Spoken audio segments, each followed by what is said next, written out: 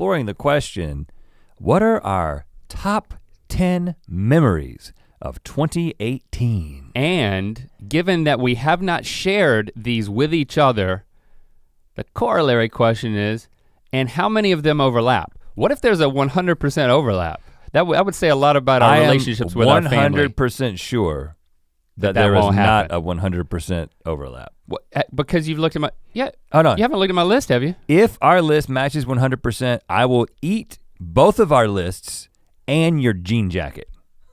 Right now, I will eat the whole thing. And this is a in fluffy one jean jacket. sitting. And you heard it here. Now there's a teaser. Plus our wives and kids will probably be upset that considering all of our top moments had to do with just each other. Well, because that ain't gonna happen. A good percentage of mine are just personal. So if those were your favorite memories, then we've got something to talk about. And mine skew personal too, and I think that's good, that's healthy.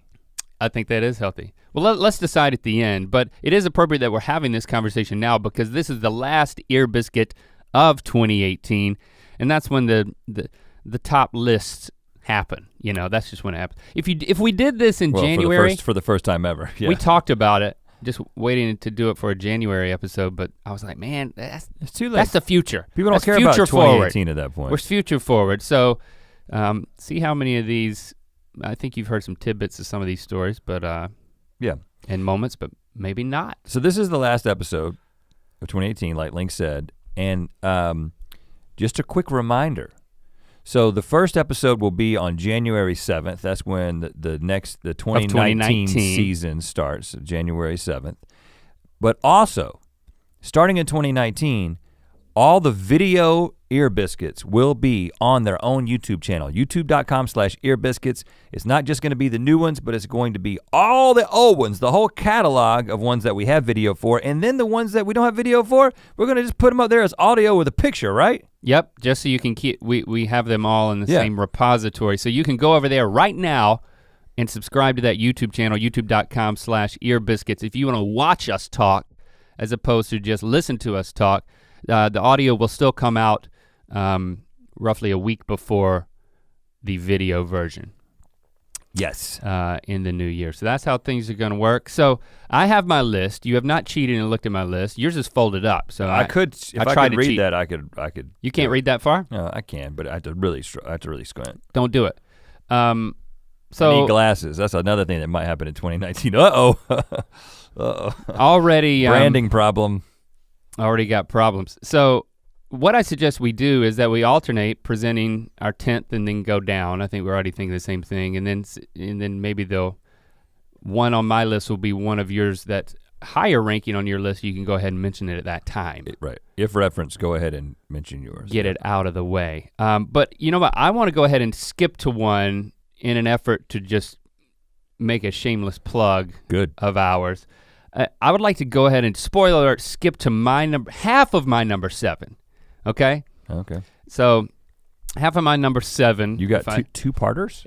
There's a couple of two-parters. I think I might have a two-parter.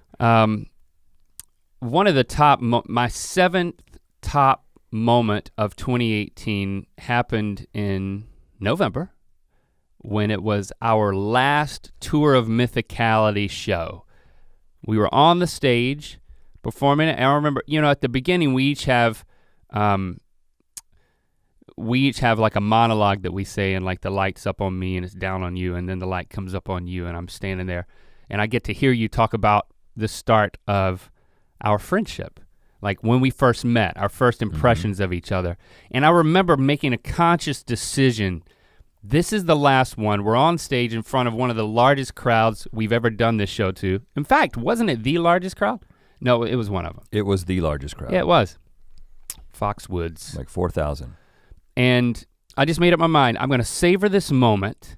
That's the last show we do, and that was it. That's a mental picture I have when I'm looking, just like I'm looking at you now, I'm looking across the stage. You're doing the last rendition of this show that we worked so hard on, and that we took to Australia, and then we took around the US before that, and then we did a couple of more spots, and then that wrapped it up. So that was a big moment. Yes. In our career, just kind of coalescing something that we will never do again, that you can never see if you didn't get a ticket. I'm sorry, there's no way to see it. Oh, this is a good setup. The Tour of Mythicality stage show where we encapsulated lots of our book of Mythicality in stage and dramatic form. Or you could never see it. Is there a way to see it? Yes, there is a way to see it, because when we did the show in Los Angeles at the Wiltern, we actually filmed it.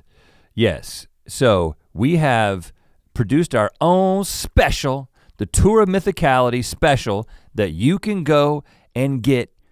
You can pre-order right now on iTunes. And you don't just get the special, you also get a documentary that we created that documented our travels while we were on the road, and also kind of some of our perspective about the tour and that kind of thing. Yeah, if you remember our Instagram stories from the tour, fall of 2017, you would see in a lot of those that one of us was also holding a camera, because we documented some of those stuff ourselves, and then we had some help in documenting some things.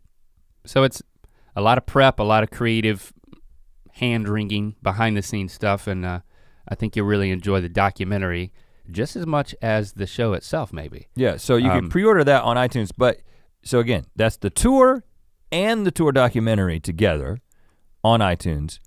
However, you can also on iTunes or wherever music is available, right? Most places.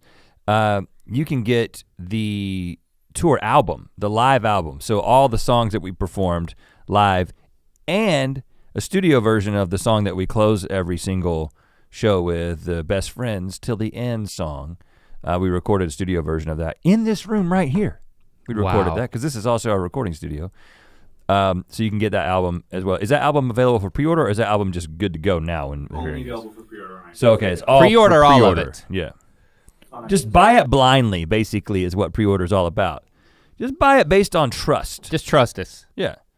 Just trust us. It's a great exercise. Speaking of exercise, I'm glad that we did this exercise. You know, there's a little bit of homework involved, actually a lot. I don't know how you went about this. Did you just sit in a meditative state and reflect? Well, I sat down and I was like, I started to think, and then I was like, I have a horrible, we actually are known for having a good memory in terms of like being able to access things from our childhood, like for the book and that kind of thing, but that was because those are stories that we've told multiple times and we've reaccessed. But when I think about just my past year, I was like, what am I gonna do? And then I was like, oh, photos on my camera. That's exactly what I did too. I think that's what most rational people would choose to do. I was glad that, and then I was like, well, what things did I experience that I didn't take photos for? And then I was able to, then I looked at our calendar. Then I looked at the calendar. Yeah. And then the third thing I looked at was the tattoos of all the things that we did that you have on your back that you're gonna reveal right now. No? My digital journal, or my note-taking digital space. I wouldn't really call it a journal, but I do journal some thoughts that I have there, and there's dates associated, and that jogged a few memories. So I didn't get to that. Those three things put it together. And then I did it by month just so I would have a list, and that became a journal entry now that I want to do every year, which is like at the end of the year, a bi-month highlight. And then I was like, I'm not gonna rank these because I don't want to show favoritism to any of moments from my life. I just want to be able to enjoy each moment as if it were the best. And then I told you that right before we did this, and you said, that's a bad idea, you should rank these. Yeah. Nobody wants a top 10 list that's not ranked. Yeah, you gotta rank it. It's 2018, that's man. That's a pretty good point, It's Rhett. 2018 for just a little bit longer. So I have ranked my list. And I did, and it was not easy to rank. And also, I think I can tell by looking at yours over there that you had some honorable mentions. I also had some honorable mentions that I was like, these got shifted off as I sifted through the memories. Yeah. So we'll skip those, and then maybe something that happened to me was in your honorable mention or vice versa. So, do you wanna go ahead and start with number 10? Before we go into our ad break. Start with your number 10. So the least special moment of 2018 amongst the most special moments of 2018 for you was what? That's an uncharitable way to put it. Was when we went around town with our good friend Mike Edwards to find the best al pastor taco in Los Angeles. that is something that we documented on the Rhett and Link Instagram. And it was one of those things where Mike said we talked about it a little bit, but Mike said he was coming into town. He said, we gotta go back to that place to get tacos. Yeah. And then I was like, well, what if we just went all around the whole town and found the best ones and documented the whole thing? Do you remember when this was? What month this was? Because I need to add this to my list. It was to my digital journal. It was pretty early. It was January or February. Oh, it was? Yeah, it was pretty early in the year. And the thing that, first of all, I find that, and I've talked about this a little bit, I really like creating experiences. Like that's one of the reasons that we do the game night. Isn't just because I'm selfishly want to play games and experience those people, but I really like creating an experience. You like being a ringmaster? And then like being like, all right, let's just do this thing all together and see what happens. Well, and I think that the Instagram makes part of the experience. Yeah, well, adding a little bit of structure, that's why I always like a competition. That's why if you're all gonna get together, somebody should win something. You know. I liked it because we weren't competing, but there was a competition. That's the sweet spot for me. Yeah. We were like, and then Mike was really cool and gracious to actually be excited about the fact that it was on our Instagram versus, guys, I'm coming into town. I see you a couple of times a year. You guys gonna Instagram this whole thing? No, he loved it, which was really cool. He likes to eat quite a bit, so you just stick a taco in his mouth and he'll be happy about anything. But he wasn't unhappy about the Instagram No, part. he wasn't. Yeah, so that was number 10. That was a good moment. I totally forgotten about. Cause yeah, I didn't you don't actually have Instagram. You don't go on Instagram. I didn't look. Did you look at Instagram for your photos? Because I didn't look there. I just had a bunch of. I had all the videos that we created that night. You did as part of my photo album. Oh, okay. Is that how it works? I think if you save them, you can save them to your. I don't know how it works, but yeah, I saw it on there. Maybe I just saw pictures. I'm old. My number 10 doesn't involve you. Sorry. Okay. Doesn't involve our friend Mike. It doesn't involve tacos. It doesn't involve anybody but you. Anybody but me. That's right. In September, I might have mentioned this to you, but I don't think I told anybody else. I decided, like looking out from my house, I can see a mountain in the distance. I might have mentioned this on here, but I'm gonna go up there. And I'd been up there once and I didn't make it all the way for time constraints, not for like physical constraints because I'm a specimen. Oh gosh. No, I made up my mind, you know what, that was over a year ago, I'm gonna do that again. I'm gonna get up at the butt crack of dawn and so I can get back at a reasonable time and not spoil my whole Saturday. Be a little family man too. And I took a hike all the way up to that mountaintop and it ended up being like a 6-hour hike. And I had this playlist, this like instrumental playlist that I put on my earbuds right at the beginning. And it turned out, like I listened to it the whole way up and the whole way down and the way that the playlist timed out to end as I was ending my hike. It was like a magical experience, like a magical moment of. Were you referencing the time and completion, like walking slow or walking faster? Down? No, I even took a wrong turn and had to backtrack like a quarter of a mile almost. And it was still, and that was fate saying, I want this Spotify reflection playlist to end at just the right time. And so, and it was the most grueling hike I've ever done in like, I don't know, since that time I went to Yosemite just out of college. Really? Yeah, which says more about me than the hike. Does it get very steep? Well, it says it's very long. It says more about me. But it was an exercise in solitude that honestly replaced on my list me going to Slab City, which is another exercise in solitude, which I'll just honorably mention. And because I knew I'd already talked to you guys and maybe that also about it. Maybe that kind of pushed it off my list because I didn't want to share it, which is not a good way to make a list for me. Oh yeah. If I'm making it for you. You can't think about that.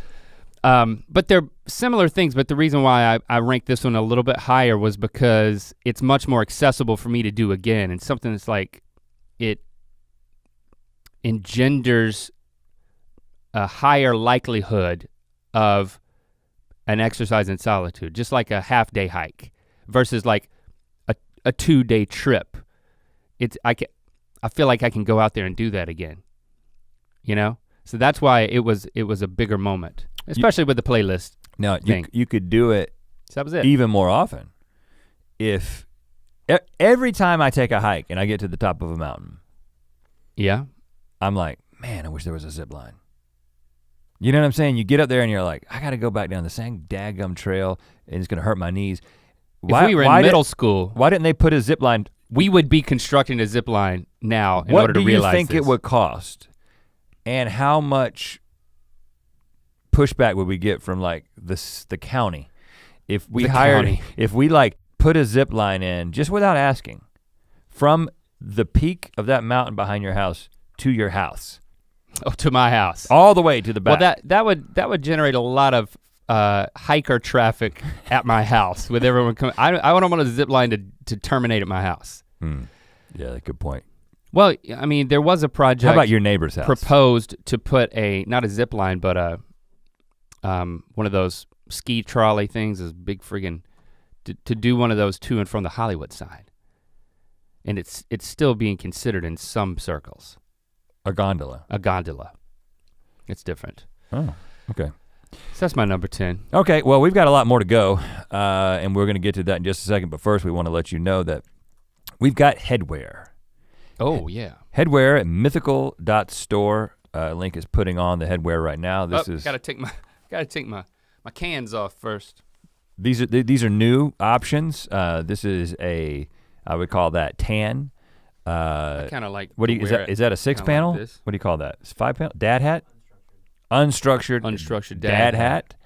And because that's what the kids are ironically looks into even better today. if you're not a dad. Yeah, so if you don't like it on me, you'll love it on yourself. If you like it on me, you'll also like it on yourself. You got the Mythical logo featuring the Rambler. It has a leather strap. Yeah. What's Why that? are you pointing at your hand? I'm trying to get you to take it off and show the inside. Show the inside. Well, that certainly wasn't clear. Look, it says. Tell them about my hand. It says Mythical all along the inside. Look at that. Leather strap. And if that's not warm enough for you, we have a beanie. Bringing back the beanies. This one's black. It says Mythical, super mythical. This is great for robbing homes.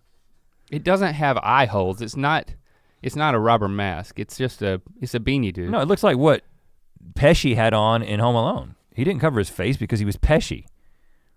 You know what I'm saying? But no, he had it exactly the way you had it before. Back up on top. That's the Pesci look.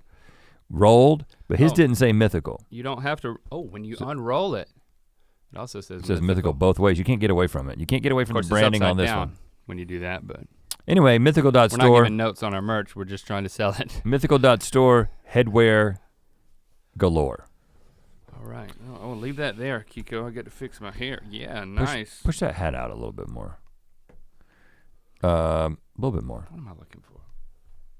Yeah, just throw it on the ground. Who cares about it? It's just a hat. All right, let's get into your number 9, I believe we're at. And you know what we should probably do? Well, let's just keep going back and forth for now. Okay, yeah. Because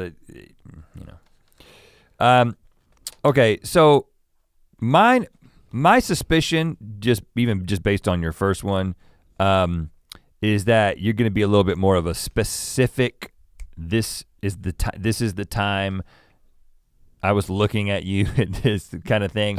And just the way my brain works, it's gonna be a little bit more general, but then I have some specificity within the generality. I'll accept it. So number 9 for me is the fact that I kind of discovered skiing with my family. Yes. As a thing. That was in January. Right at the top of the year. Yeah, so we went to Big Bear, our families went together, and then I ended up going back again with my boys one time after that, and then I ended up going with my family to Mammoth which was like next level in terms of the amount of skiing that there is available and the amount of snow and just the quality of it. And now we're planning a trip. That's what we're gonna do for their spring break is we're going skiing. But I really like it as a sport. I feel like there's danger involved, and I could run into a tree at any point. But I don't really go that fast. I could also just fall at any point. Please don't run into a tree. I don't go that fast. I take it pretty easy. I don't go into crazy places. I don't leave this course or whatever they call it, the trail. But I enjoy it a lot personally, but I enjoy doing that kind of thing with my boys a bunch. Jessie, she's not so much into it. She did it and she learned how to ski basically, and then she's totally fine with us going as a family to do it over spring break, but she's like, I'm gonna read a lot. She's a lodger. Yeah, she's a lodger. And but there was a specific moment. So that's where the term dislodge comes from, right, actually. You need to dislodge. It's when you get your wife Jessie out of the lodge. You dislodge her. The specific memory that sticks in my mind is, so Shepard would go to these lessons because you can kind of put the younger kids into these all day lessons, which is a great way to just forget about your kid. And also get them to actually learn how to ski without biting their heads off personally because you don't know anything about skiing in my case. Yeah.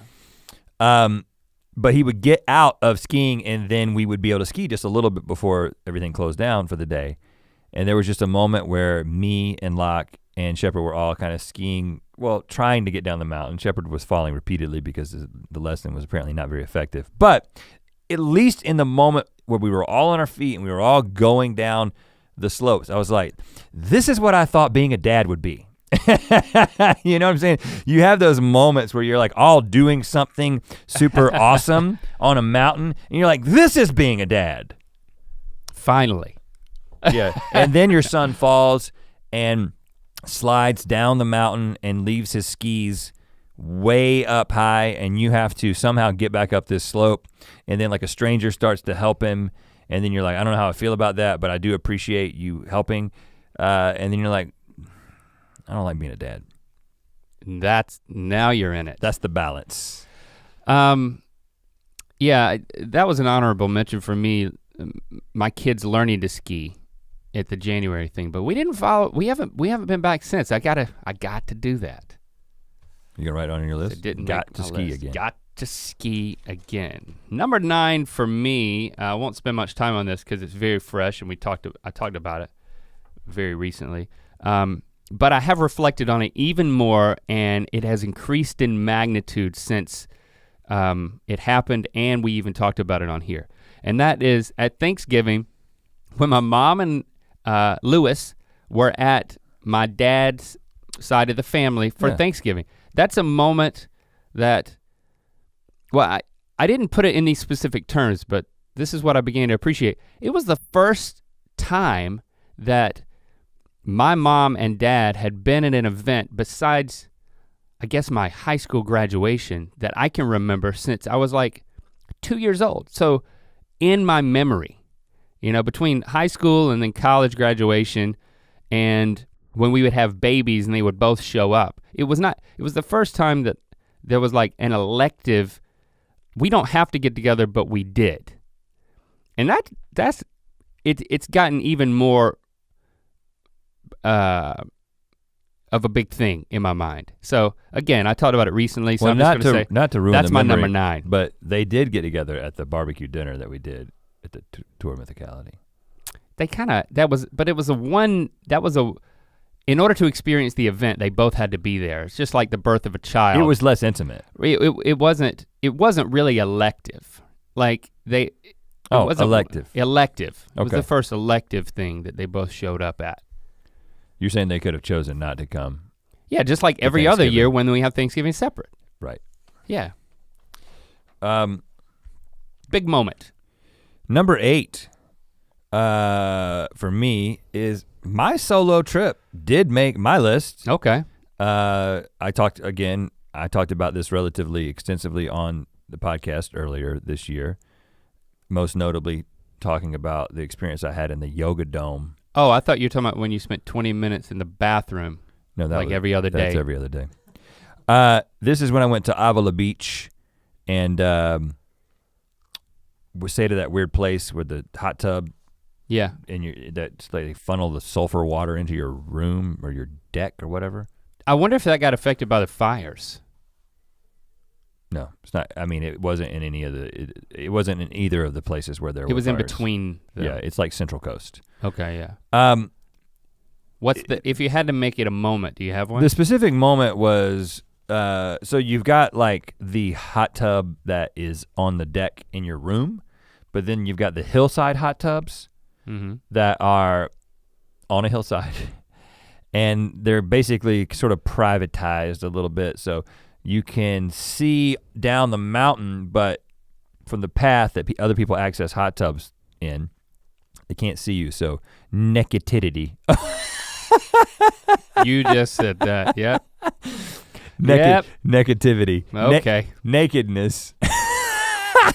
No, let's go with nakedity. I didn't see any titties. I just want to. I do want to say that. Well, that just is a percussive word, isn't it? Because it's like a hi-hat. I just want to say that mine were out.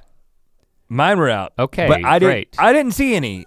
It just when I started talking about being naked on a hot tub, and then I accidentally put the word titty. Say it again, brother. Into nakedity. I went. I combined the word nakedness and nativity, which. There's an idea for Christmas. Sorry.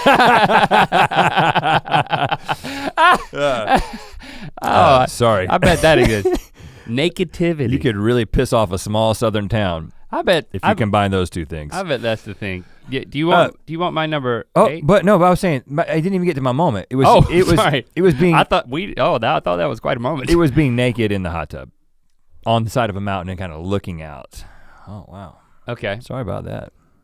My number 8 in April was when my cousin Britton, who I've talked about, came out here for the first time. He was on The Voice. He was just starting to compete, and they holed him up in that hotel, and he couldn't leave. Yeah. And of course, it wasn't the first time I've met him, but that was the first. It felt like it because I was like, okay, you're out here doing this thing. I think we met in passing a few times, but in April, that was the first time that we met. I met him at the Denny's for lunch. And I was talking to him about being on The Voice, and it was very early on. He ended up almost winning the whole thing. But it began a friendship and a relationship to where, then every week after The Voice, Christy and the kids, we'd all pile in the car and we'd drive 20 minutes in order to meet him for dinner, and whoever would be in town that was watching him on The Voice, like his mom or his dad or his friends or things like that, we'd all eat dinner together, and then it would be on television at the place where we were eating dinner at the hotel because he wasn't allowed to leave. Right. And so it was really cool, like watching The Voice with him just after he had been on it, and it was the start of something that now at this point, starting in January, he's coming to live with us because Christian and I ended up encouraging him, hey, if you wanna make it as an artist, as a musician, you've got this album that Alicia Keys has helped you produce and it's about to come out. You gotta capitalize on this. You don't need to be in Sanford, North Carolina. You need to be in Nashville or Los Angeles so live with us and make this thing happen. So that's what's gonna happen in January. We're all super excited. I mean, the kids are getting like an older brother, basically, even though he's about to he'll turn 19 right before he moves in with us. And the living arrangement is gonna be a little interesting because we don't have a guest room, but we have you have a doghouse.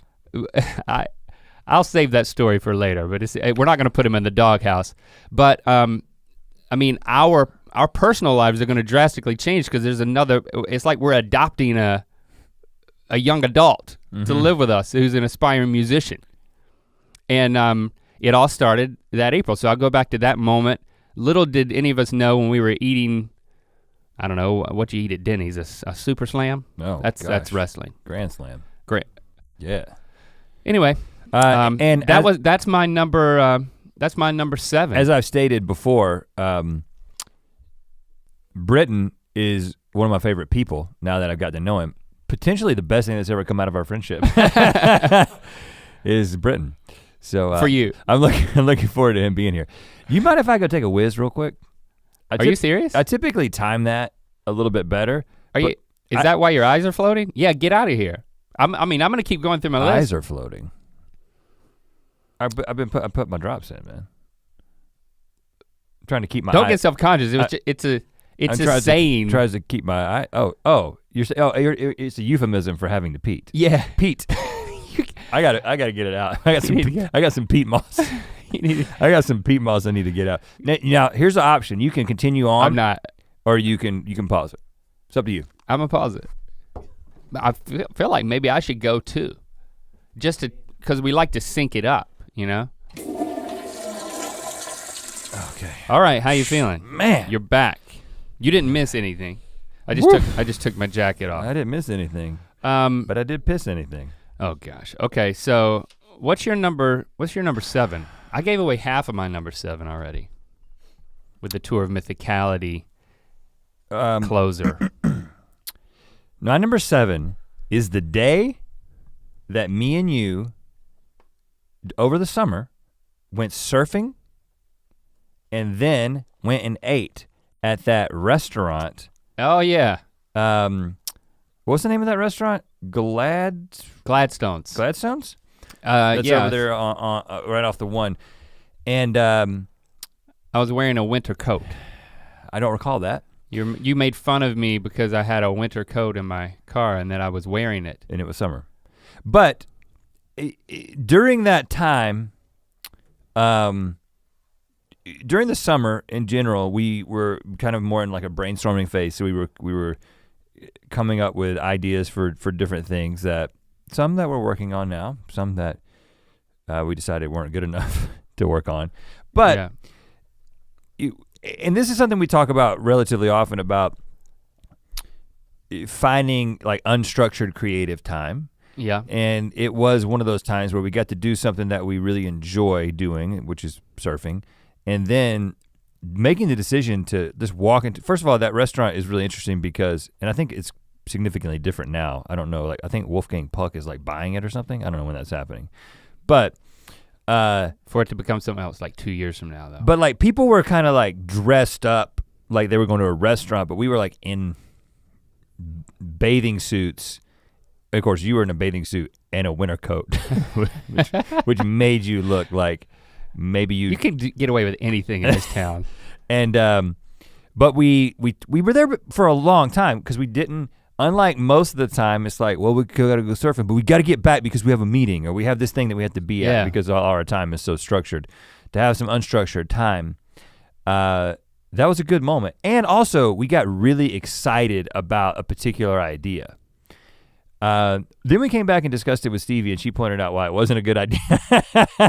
No, it was one of those things that like we were excited about certain elements of it and she was like, well, have you thought about this? And when we thought about that one thing that we're like, actually that is a problem. And we never solved that problem. All I'll say. And so it kind of stalled out. It's kind of interesting that, well, I'll just say, it was a concept for a Christmas movie.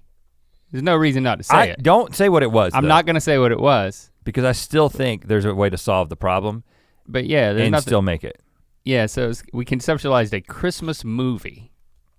We're gonna make a Christmas movie. And now here we are. It's the holiday season, and maybe we should pick it back up because we're really in the mood, man. I woke up in the middle of the night. I was sleeping on both my arms. They were both dead. How would you do that? I don't know. You have to be on your back. On your stomach to do that. I know. I don't sleep on my side. I guess I either sleep on my back or I sleep on both my arms at once. If I woke up and both of my arms were asleep, I would think that that was the end. It was over. My body was failing me. It's just like a Monday morning to me. You're shutting down. But then I looked outside and it was, it was the clearest it's ever been in LA. And then I'm like, super clear. I come into work and I'm driving into work, I'm listening to Christmas music, and then I start to feel my arms again. No. Yeah, don't start driving if you can't feel your arms. But I'm like, I had a headache when I woke up. Both my arms died, but then I was like, I look outside and I put on the Christmas music, and then you know what? It's it's all good. And I think in that light, we should reassess this Christmas movie. It was the wrong time of year. Writing a Christmas movie in July. And you were wearing a winter coat. You were trying to help. I was trying my best. You're trying to get the Christmas spirit. That was a good moment. So for me, 7A was the last tour of Mythicality show ever.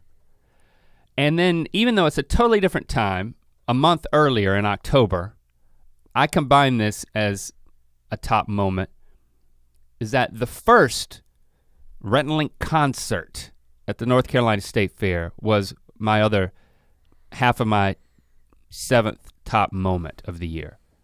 Because just like the other one represented something coming to a close, this represented something blossoming, which we've talked about, but it was a lot of fun, and we're going to London in February. Yeah, and we're looking to do some other stuff. We're going to Nashville. Yeah. After that too. We're going, and we'll see if we can go some other places. Yeah, the tour, well, since most of that's my top 7. Most of the tour for the tour of Mythicality took place in 2017. Obviously, I'm gonna talk a little bit about the trip, the big vacation that we had, which included the tour. I'll just preview that one moment. So the Australia-Fiji trip is higher up on my list. Of course, but if you're talking about the NC State, were you talking about the NC State concert, or are you talking about? No, I'm talking about the tour in general. Okay. And I kind of I lumped the state fair into the tour. I know it's different, and I know why it's different, and I agree with that, but that didn't make my top 10. Being different made it a moment for me. For me, I was sick that trip, and I was like fighting off like my voice going out, and I didn't feel prepared. I wanted us to have more time to like go through the songs and practice, and I didn't have all the lyrics down. I didn't have all the chords down. It was seminal. It was important, but it wasn't a favorite memory of mine because I was stressed out in the midst of it, so I couldn't really enjoy it in the way that I hoped to. It was semi-seminal? In the way that I hoped to enjoy it. Semi-seminal titty? Okay. Yep, I didn't think we had to say titty again there, I said it again. But there was a moment when we were on tour, since you've already shared your tour part, when we were in Australia, and I also, the most sort of, it's that moment where you're talking and the light's on you, where I'm in the dark.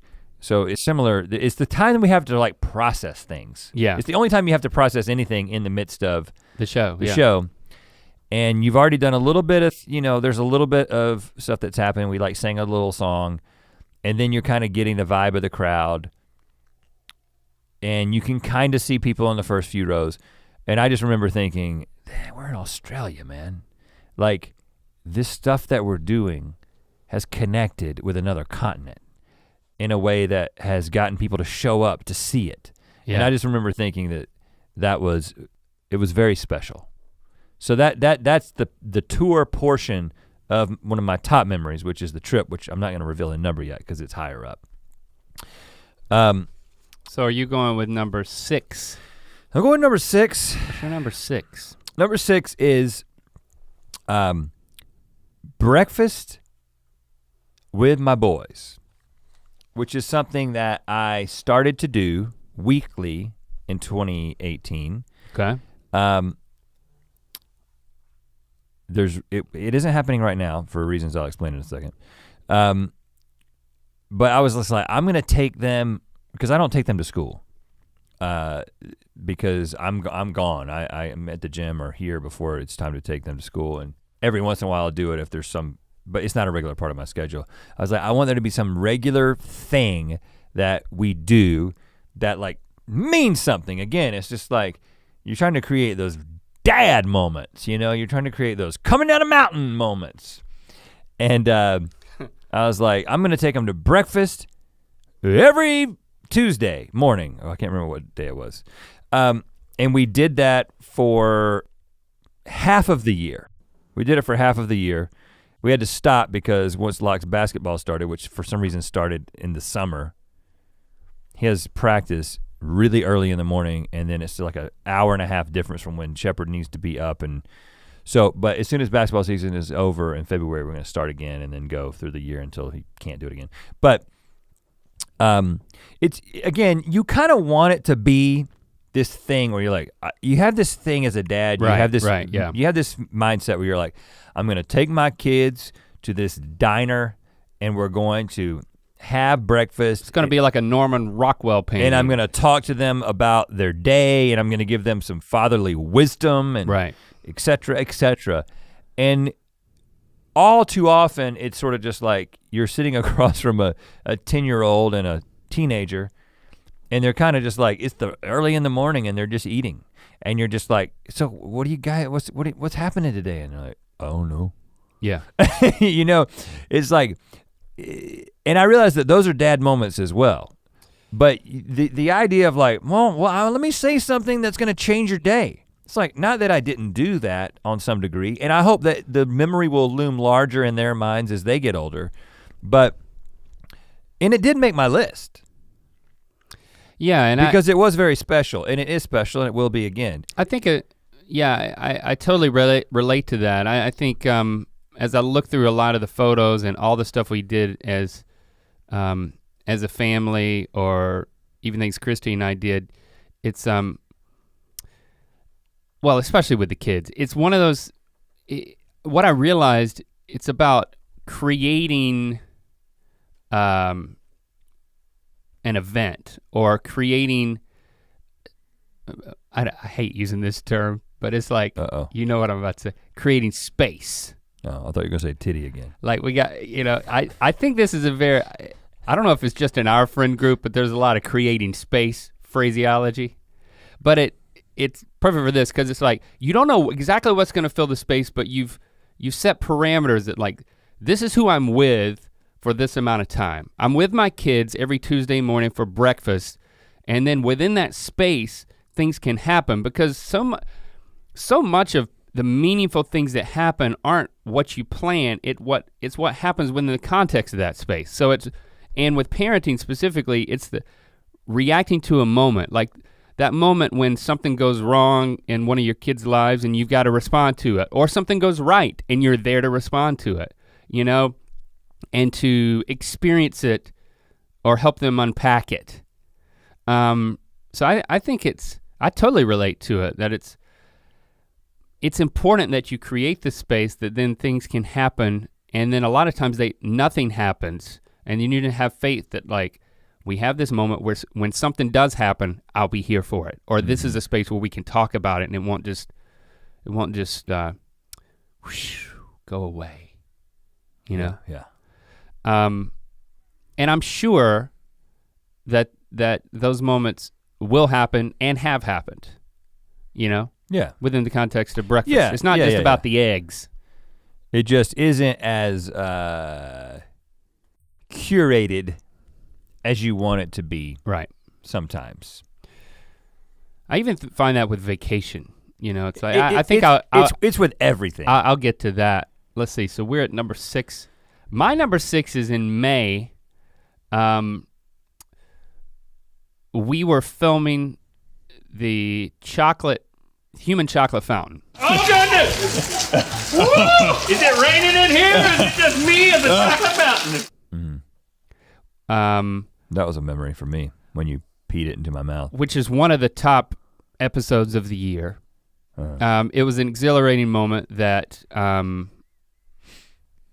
within the context of Good Mythical Morning, was one of the best moments.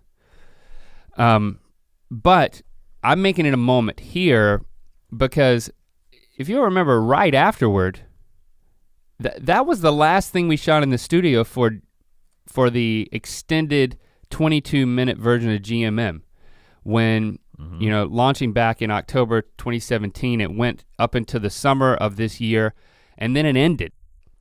You know, us doing 3 videos a day. 4 at one point, 5 including more. Yeah. Then we went down to 3 plus 1. And when I look back at our calendar, like I couldn't believe how much we worked and shot for the show, how much we were on camera filming. Like it all day, every day, nonstop.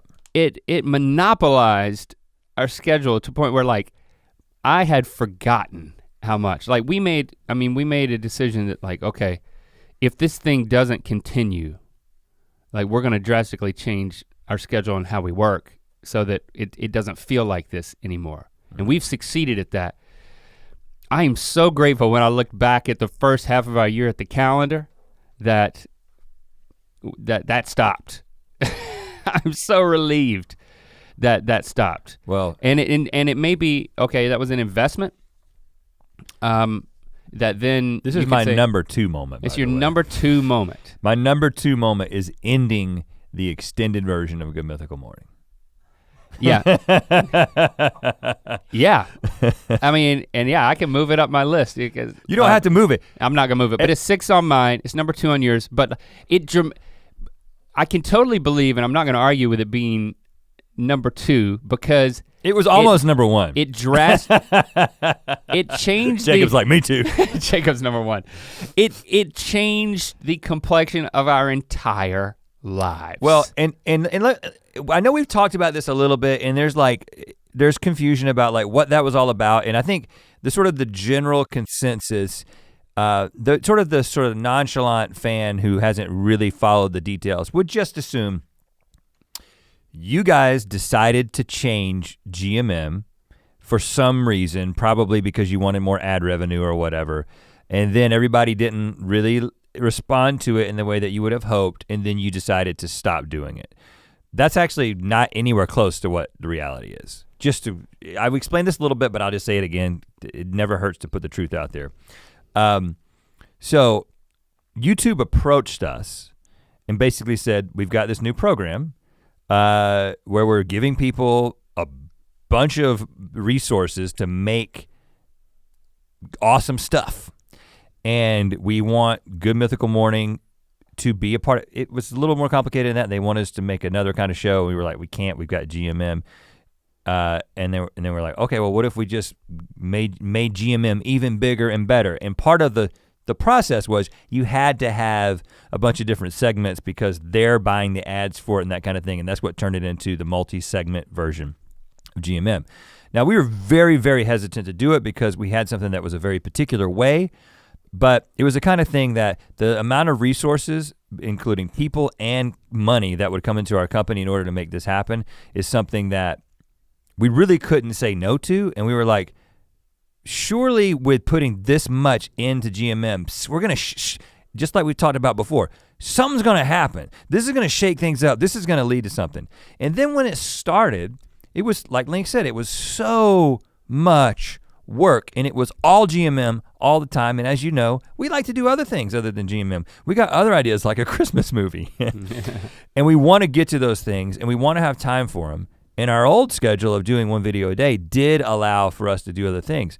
So in the midst of it, while our company had been transformed, we ended up expanding our studio physically. We ended up expanding our staff by a lot, getting a lot of talented people in here. A lot of really incredible things happened. We changed the way we do our production. We became more efficient. And then when YouTube, not us, decided that they didn't want any more of it, we were both like, wow, that is helpful in one sense, because that is going to allow us to go back to the old school version of GMM, which is what most people wanted to begin with. But we don't regret it at all because of what it allowed us to do and how it transformed the way we even shoot the show now. But I will say that moment that we found out that it wasn't happening was this huge just sigh of relief. Oh yeah. Yeah, and it transformed the second half of the year.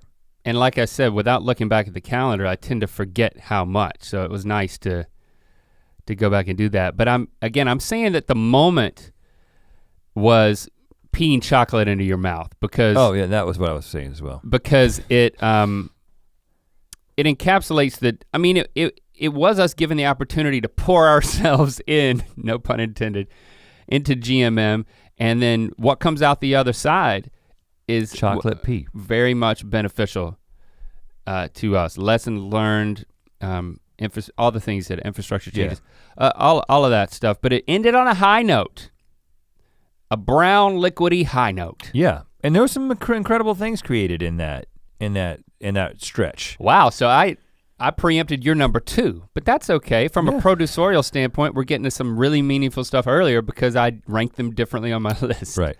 Okay, so what is your number 5, I believe?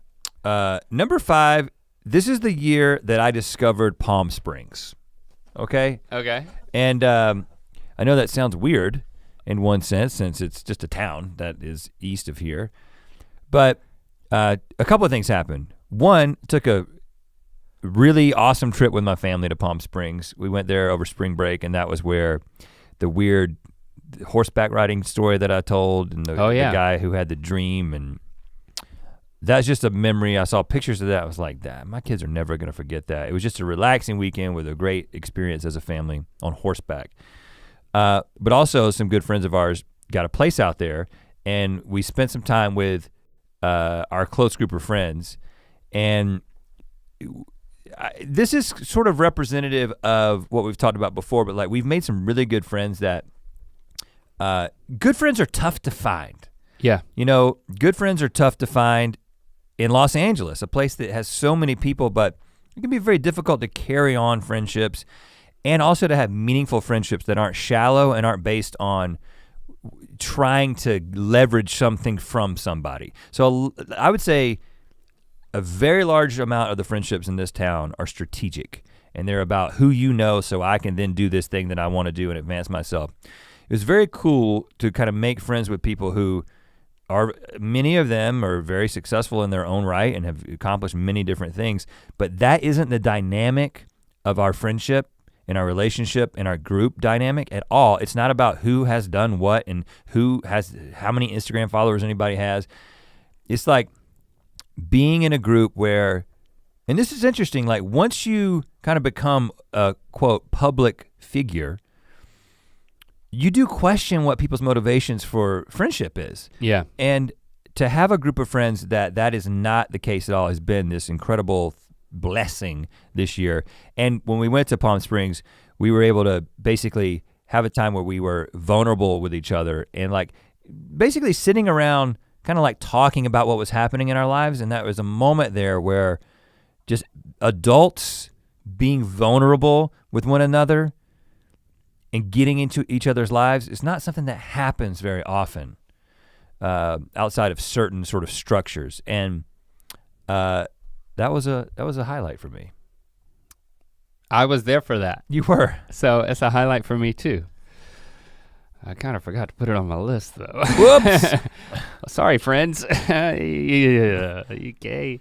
So my number 5 is in February and then comes back in June. In February, similar to the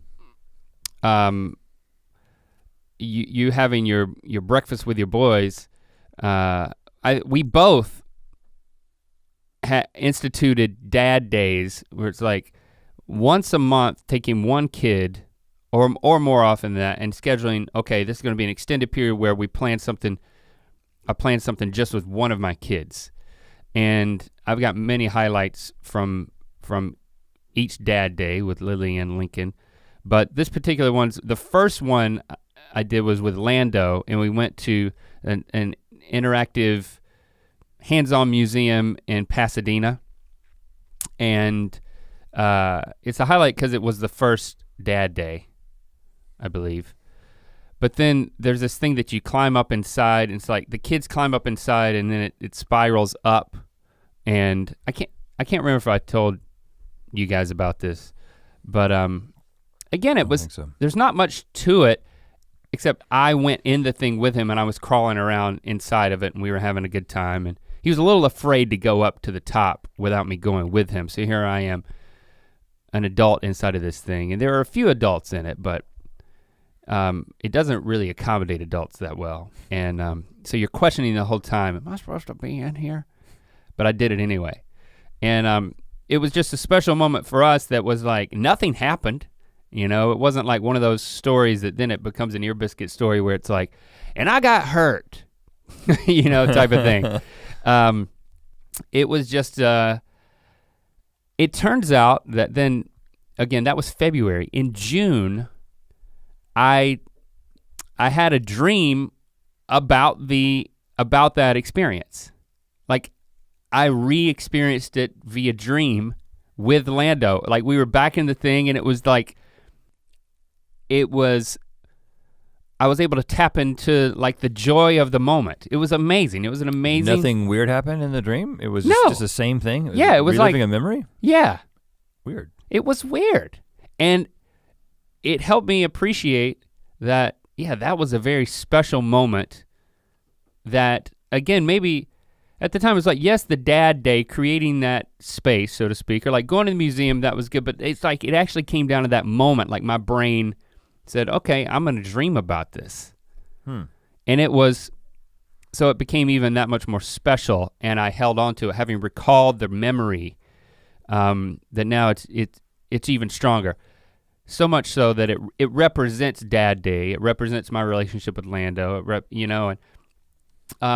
it's a top moment where we're just having a good time in this confined space that kind of smelled like stinky kids. Yeah, it's like a ball pit at McDonald's. All right, so now whenever no matter how much you charge, right? If you let kids in there with their shoes off, forget about it. Yeah, so now whenever I smell stinky kids, I'm catapulted to a positive memory. It's pretty great. To a positive memory. Okay, my number 4. I sniff kids' socks. Oh gosh. No, I don't. My number 4 is beginning to work and continuing to work on the thing that we can't talk about. Right. I didn't put that on the list because it's so frustrating, but it's hard not to put it on the list because it's defining the second half of this year in a lot of ways. We'll be able to talk about creatively. it soon. We'll be able to talk about it soon. I don't know when. But it's but let me just describe it at a high level. We're working on something that is pulling on our, why are you deciding to put a tea bag in your mouth right now in this moment? The end of it. Well, that's typically not how you finish a tea bag. I know you're transitioning from coffee to tea, but I've already had my coffee this morning. Just as somebody, I didn't mean to distract you. I didn't think you could see me. Unlike you, I have peripheral vision. I couldn't see you when I was doing it. I will say that. Yeah, you're like an ostrich. You didn't think you were seen. We're working on something that's pulling on our common experience, our friendship, and is kind of exploring that in a very new and exciting way that I think is sort of squeezing us creatively as much as we can be squeezed. So that's what I love about it. And I think that there were, kind of making the decision to begin working on it, and then kind of the collaborative process that has ensued since we started working on it. Again, it's kind of the thing that we're working on when we're not doing everything else that we're doing, so it's kind of spanned this second half of the year, really probably from the spring until now. And anyway, very excited about it, very excited about what it means for us creatively, very excited about what you guys are gonna think about it. And to me, it's been a highlight, definitely. It was number 4 for me. Number 4? Yeah, number 4. And if we could talk about it, it may be even higher than number 4. Hopefully in retrospect, it will be successful enough that it will even move up the ranks. Like, oh, because it led to so much, that's an added bonus. But even if that doesn't happen, I think it's important that it's on the list now, but having not realized its potential. Yeah. Or failed. Yeah, it may fail. My number 4 is a sad one. It's in May, it was the tragic, unexpected death of my uncle, my dad's sister's husband, my Uncle Dan. I'll narrow down to an interesting moment. It was after, the family went home for the funeral, and then we left the funeral, and then one of the things that he always did was he was a big quail hunter, and he had these. He bred and trained along with my Aunt TC all these hunting dogs, and then after the funeral, and there was a meal at the church or whatever, and then Aunt TC was telling my kids about, well, I've got a litter of puppies that's just been born that then we were gonna, it would be the next batch of dogs that then we were gonna train, and they sell these dogs because of their bloodline, yeah, and their training, how well they're trained. And so we went out to the farm and saw the puppies, and I've got this picture of my Aunt TC with my kids holding these like newborn puppies in the wake of, arguably one of the saddest moments, probably the saddest moment that our family has endured. It was like such an unexpected and terrible shock, and still is in a lot of ways, especially for my aunt and my cousins and those closest to my uncle, their dad or husband.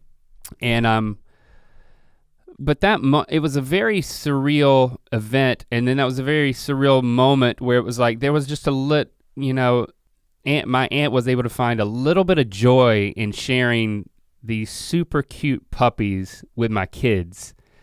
And it was, and we took them out for the first time. She said, let's take them out for the first time into the field, and we're gonna test to see if they're gonna come when I call them, and not just run around everywhere scattershot, and then it's like we're gonna be chasing puppies and maybe losing one. I was actually nervous. She seemed very confident, having done this a lot. And so that whole event we loaded the puppies up in these kennels and took them down in the in her four-wheeler thingy.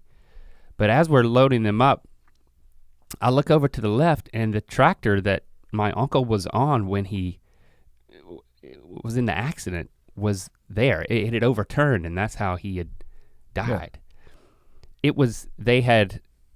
They had basically turned it back over and brought it up, and it was in storage there in the barn just adjacent to where we were. And like I look over at it, and it was like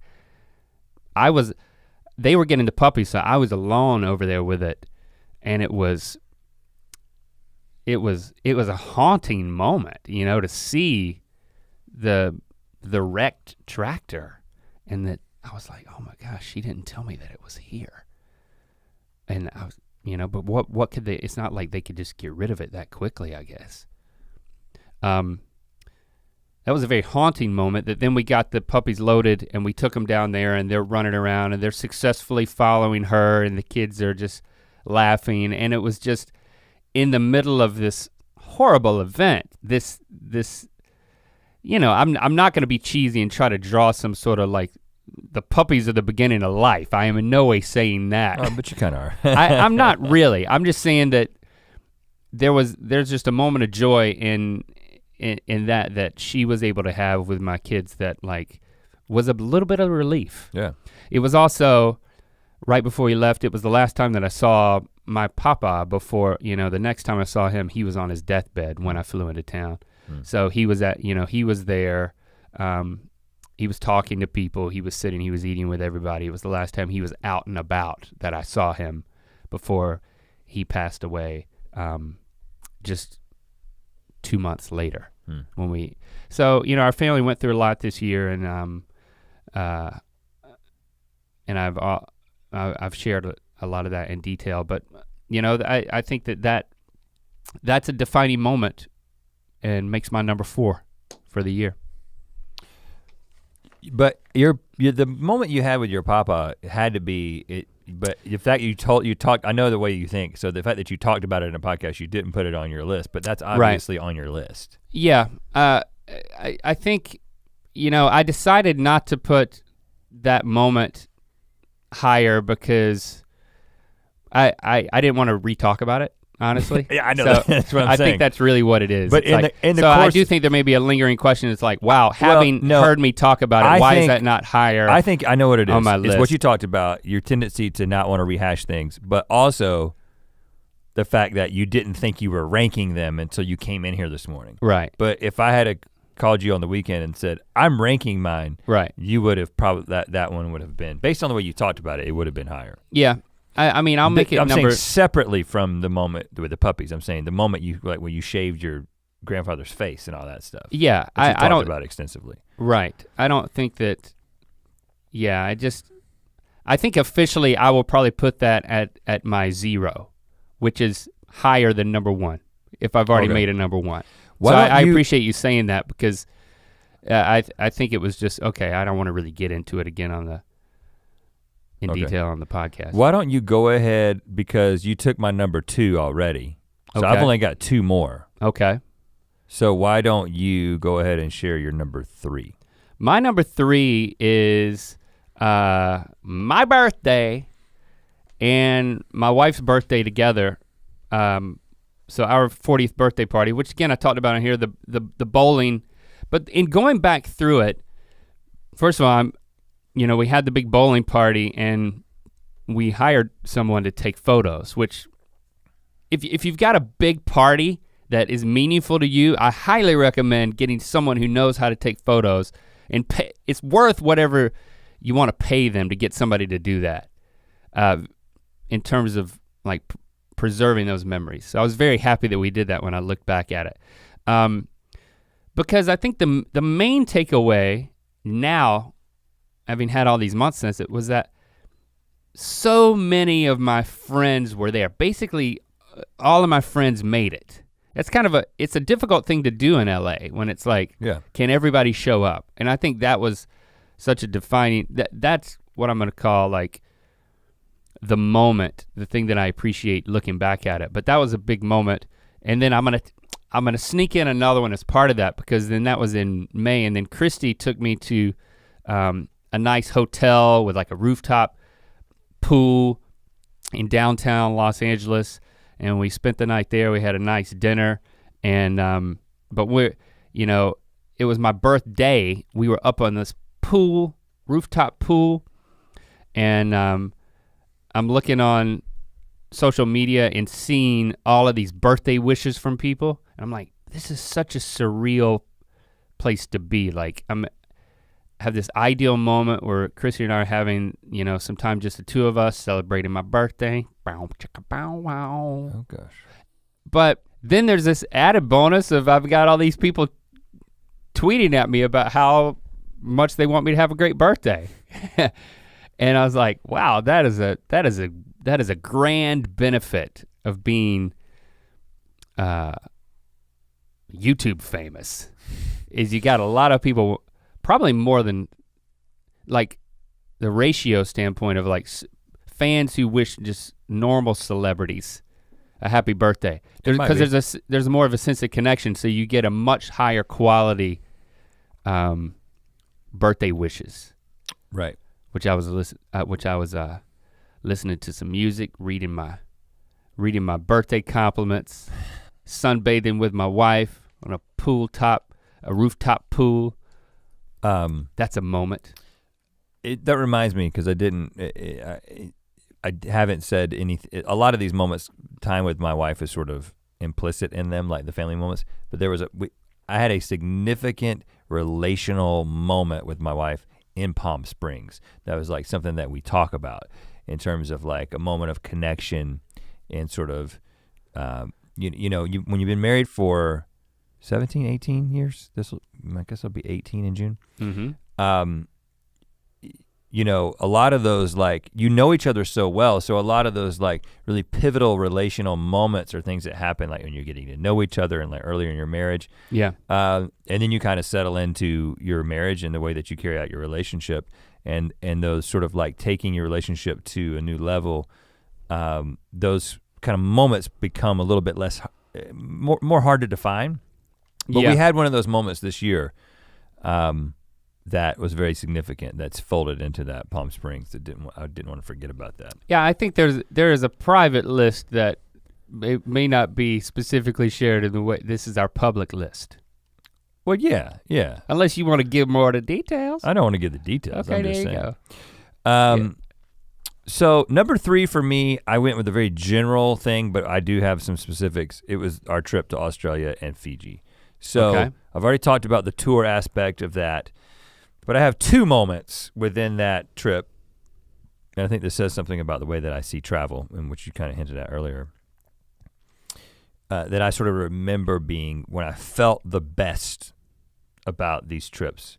Yeah. And that was the first day after we had gotten to the hotel in Melbourne, and we walked across the bridge into the city, and we're just walking through the city. We were gonna go to that restaurant that our friends, Jaden, who's from Australia, from Melbourne, had told us that we should go to. And you're just like walking across this bridge and like walking through town and like taking it all in. I'm just like this, and my personality is, if it's something new and it's something different, I'm registering all the ways that it's better than anything that I've ever experienced. I remember you specifically saying, that's my personality. look kids, there's a Burger King. You were very But, excited. and it was, it's a little different. Is it called something different? It's called something different, yeah. It was not called Burger King. Yeah.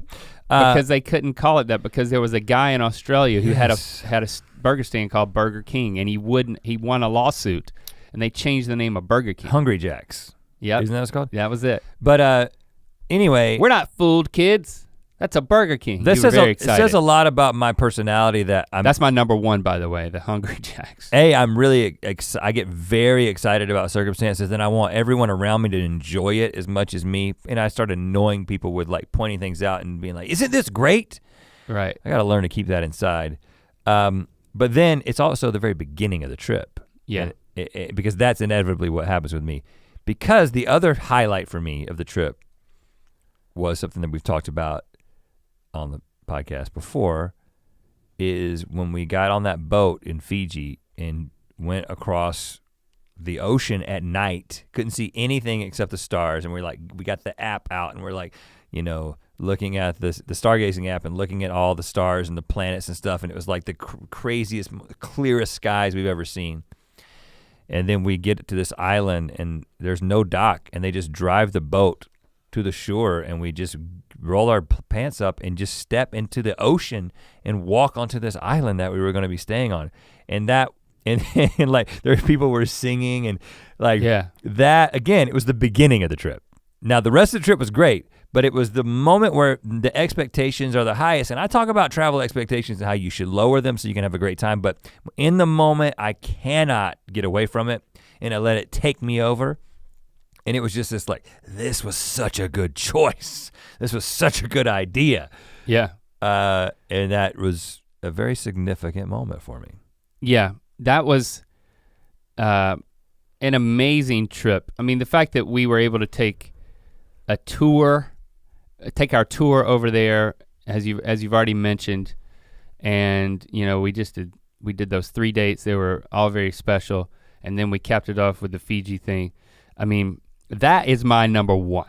Okay? So you have hit my number 1. Good. And gotcha. And it's that entire trip, and it's so hard. All of those moments are spectacular that you've talked about, and there's so many more. I'll just shout out another one, which is when we went on the day trip. You actually weren't there. The day trip outside of Sydney, and Lando my takes. son was sick. We get off. We're like taking some pictures. This amazing overlook, and Lando's like, "Dad, how do you take a selfie?" And I'm like, "Well, son, you just take the phone and then you hit that button so it turns around this way so you can see yourself, and then you just take it." And I'm giving it to him while he does it, and like Lando takes his first selfie. So that's not the number 1 moment of the year, but it's a moment that encapsulates the type of things that you want to happen. It's like, I ushered in my son's first selfie on an overlook in Australia. Now, it's funny that Lando's hesitancy to take pictures, let pictures be taken of himself, led to him being 8 or however old he is before he took. Yes. I got selfies of like non-talking Lock and Shepherd, like just like picking up the camera and because he refused to have his picture taken. Themselves. He wanted to be a ghost. Now he he welcomes pictures being taken of him. I mean, again, that's another good facet. quality. Another facet of that memory is that he's changed and developed, you know, in terms of his self-confidence. That like, there's all these things wrapped up into this goofy selfie that he took. You know, where he's like, he's got that funny selfie look on his face. So yeah, that whole thing. That whole trip is my number one, and it was just, man, we've carved out time in 2019 for us to have extended vacations, and we're kind of earmarking some of that time and trying to figure it out. So it actually led to that, like, okay, we can, let's go big. Well, you know, I and think carve that, out some time. So to create more. It shows you that. I mean, first of all, one of the great things about travel is because it shakes up your normal routine, it tends to be the thing that you remember when you look back because it broke you out of your day-to-day. Right. I even heard someone say, man, this was on a podcast. I'm sorry, I cannot remember who said it, but it was great advice. Someone's dad said, giving financial advice, that there's only a few things you should go into debt for, but one of those should be vacation. It's like, you can justify going into debt for a family vacation, which, yeah, the eyebrows raise a little bit, right? But it's like— Oh, that's a provocative thing to say. It is. And that's why I said it. But the thing that I have thought about this year is, you know, when I think about what I'm spending my money on. It wasn't the only, there was another thing. I have thought that like, this feels, if we're paying for a trip, if we're paying to I've got some exciting stuff I'll talk about later because it's not happening anytime soon, but paying for travel in my mind is I'm not gonna go into debt for it, but it's justified. I'm like, you look at the price tag, but you're like, yeah, but I'm creating this memory. So yeah, I think it's definitely justified. So that's my number one, is that entire trip. Okay, well, you've already hit my number two, which was ending GMM 22. I've not looked at your number one, so I don't know what it is. But I can share my number two, and we can hear your number one. Okay. My number two is the RV trip we took. I mean, once we got out of our own driveway, it's just like, which I detailed how dramatically difficult that was. You know, we went to the Grand Canyon, we did the RV thing, confined space, the dogs included. I'm so glad we did that. Like, I did it just because it seemed almost a little crazy for us to do it. And again, I think you should do it. I think you should do the RV thing. I gotta go sleep. I gotta go try to sleep on one. But we're driving back, and we're like headed to those caverns that I told you about, and we're on, instead of taking the main interstate highway, we went off on Route 66, and it felt like, you know, it's like stuck in time, or however you say the phrase. Frozen in time? Frozen in time. And there's gotta be another Disney reference. But the kid, if you're talking about Route 66. But I mean, the kids were sleeping in the back of the RV, and we were driving through this like amazing Route 66 scene from Cars, and Chrissy and I are just kind of talking about, it was just a special moment for us, just kind of talking about how we are experiencing life with these people that we love so much that came out of her loins. Oh gosh. And it was just very cool, laid back moment of just driving on the open road where you felt like you could see for hundreds of miles, either direction in the prairie. And I just remember that moment where nothing was happening. And it was the time of reflection on like the tail end of our trip. It's like, we did a good thing. So yeah. that's my number two. And you're like, my kids will appreciate this when they're older. Hopefully, you know what yeah. I'm saying? Yeah. It's like, yeah. Because you, as a kid, it's very difficult to take it in and appreciate it. When you get older, when you have kids, and life begins to move very, very quickly, you're trying to create these experiences. You say the kid's only going to be with us for this much longer, and you're trying to create those memories that they'll look back and they'll be like, I did have a good childhood. My parents did love me. That when they're going to really need it later in life. But in the moment, I think they're just kind of thinking, whoa, when can I get home so I can get my room? Yeah, yeah. All right, so I don't know what your number one is. Better be good. Well, my number one is therapy. Is that it? Yeah. Now, therapy for me did not start in 2018. It started the very, very tail end of 2017. Okay. I've talked about it a little bit. But the thing, I mean, again, I'm self-conscious anytime I talk about it because I feel like it's one of those really LA things to talk about. And I know that we're out here in LA in this bubble and you can kind of forget what